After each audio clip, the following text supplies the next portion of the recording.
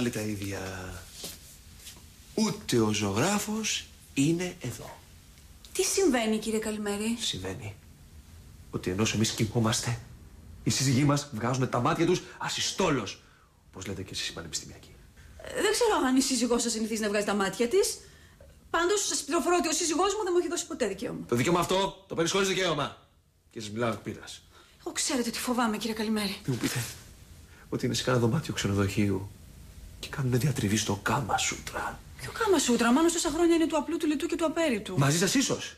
Αλλά η κοκό είναι πανεπιστημιακή του σεξ. Θα του κάνουν το ανθρώπου του διδακτορικό του. Σας είπε κανένας ότι εγώ δεν είμαι θερμή στο κρεβάτι, κύριε Καλημέρη?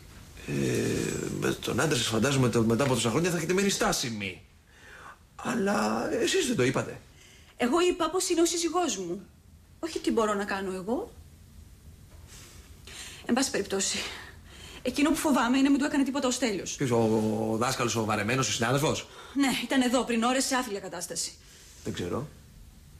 Εγώ αυτό που ξέρω είναι ότι αν εμφανιστούν ως εκδιαμαγείας, όπως εκδιαμαγείας εξαφανίστηκαν, και ρίξουν αυτά για τους πονόδοντους και τα σχετικά, θα γίνει της πουτάνας.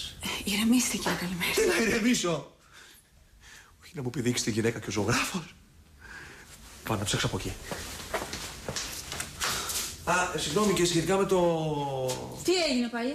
Όσον αφορά το καραόκε, καταρχήν πρέπει να αλλάξετε ρεπερτόριο.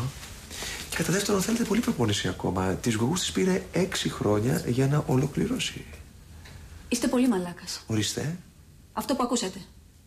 Η σύζυγός σας ξέρει το Κάμα Σούτρα απ' έξω και ανακατοτά. Η σύζυγός σας είναι πρώτη στο καραόκε. Συγγνώμη, μήπως διακρίνω κάποια ζήλια προς το τάλαντο της Γογούς? Είστε πολύ μαλάκας.